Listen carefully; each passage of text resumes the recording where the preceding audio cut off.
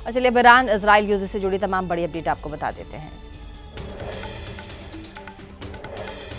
अमेरिकी खुफिया निदेशक का बयान, परमाणु हथियार को लेकर ईरान ने नहीं लिया कोई भी बड़ा फैसला। ट्रंप ने बयान को बताया गलत, कहा हमारे खुफिया अधिकारियों के पास ऐसी कोई जानकारी है ही नहीं। ट्रंप के बयान पर अमेरिका खुफिया निदेशक ने मीडिया पर फोड़ा ठीकरा, कहा मीडिया जानबूझकर मेरी गवाही को संदर्भ से ले जा रहा है बाहर, विभाजन पैदा करने के लिए फैला रहा फर्जी खबरें। अमेरिका की राष्ट्रीय खुफिया निदेशक तुलसी गबार्ड ने कांग्रेस के सामने दिया था बयान। अमेरिका खुफिया एजेंसियों को मानती है ईरान से परमाणु बम बनाने को लेकर नहीं किया था कोई भी फैसला। ईरान के नकारा अमेरिका का बातचीत का प्रस्ताव। ईरान के विदेश मंत्री ने कहा अमेरिका ने की थी बातचीत की अपील, लेकिन इजरायली हमले जारी रहने तक नहीं होगी कोई भी बात।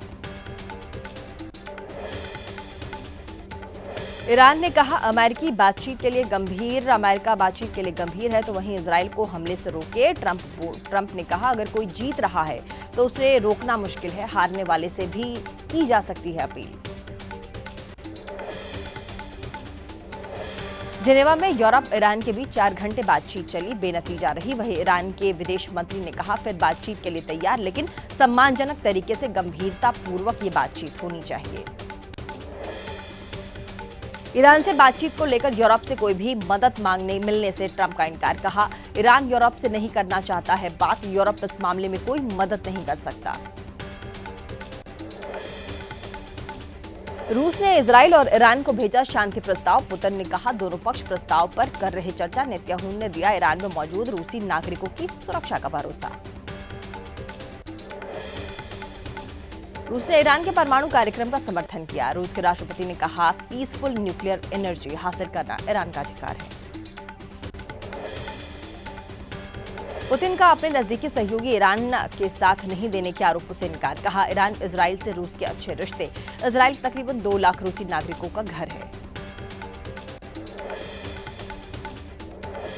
ईरान के हमले से इजराइल में तकरीबन 24 लोगों की मौत और सैकड़ों लोग घायल। इजराइल का दावा, ईरान ने अब तक 450 मिसाइल और 1000 ड्रोन से हमला किया, नाकाम किए अधिकतर हमले।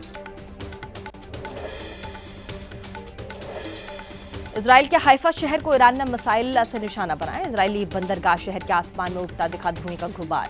ईरान के हमले में कम से कम 31 लोग घायल। ईरान के हमले से इजरायली शहर हाइफा में कई जगह नुकसान। अस्पताल में 19 घायलों के भर्ती किए जाने की पुष्टि की। 2 लोगों की हालत गंभीर, बाकी के जीवन को खतरा नहीं। इजराइल के आसमान पर एक्टिव दिखा एयर डिफेंस सिस्टम। इनके बीच इजरायली बिल्डिंग को निशाना बनाती दिखाई दी ईरानी मिसाइलें। कई इमारतों को ईरानी मिसाइल हमले से नुकसान पहुंचा। इजराइल के बीरशेबा शहर में रिहायशी बिल्डिंग में धमाका। ईरानी मिसाइल हमले के बाद हुए ब्लास्ट की सीसीटीवी तस्वीर आई है सामने। दूसरी 6 मंजिला इमारत को भी नुकसान पहुंचा है। ईरान का इजराइल के शहर बीरशेबा इलाके में हमला। इलाके में दिखा आग का गुबार, बिल्डिंग में दिखी तबाही की तस्वीरें। बड़े इलाके में नुकसान की खबर। ईरानी मिसाइल हमलों में इजराइल के बीरशेबा में एक सेंटर को बनाया गया निशाना। एक इंडस्ट्रियल पार्क पर मिसाइल से हमला किया गया। इजरायली सैन्य सहयोग के लिए जाना जाता है इलाका। इजराइल छोड़ने की कोशिश में जुटे अमेरिकी विदेश मंत्रालय ने कहा इजराइल ईरान फिलिस्तीनी इलाके में रहने वाले तकरीबन 25,000 अमेरिकी नागरिक छोड़ना चाहते हैं इलाका। ईरान के हमले से हाइफा में एक मस्जिद को नुकसान पहुंचा। इजरायली विदेश मंत्री ने ईरान पर गंभीर आरोप लगाए, जानबूझकर रिहायशी इलाकों पर हमले कर रहा है ईरान।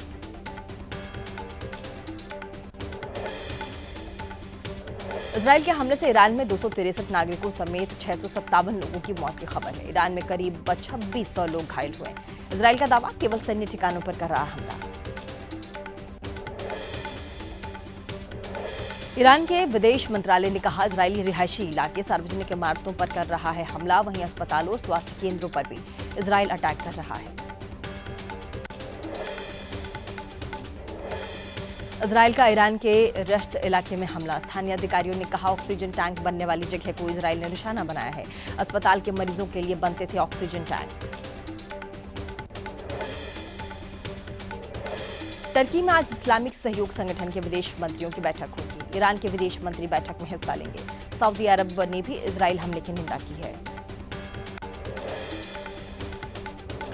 क्या इजरायल ईरान युद्ध में चीन के चुपचाप हुई एंट्री? पिछले कुछ दिनों में चीन के 3 कार्गो प्लेन पहुंचे हैं ईरान।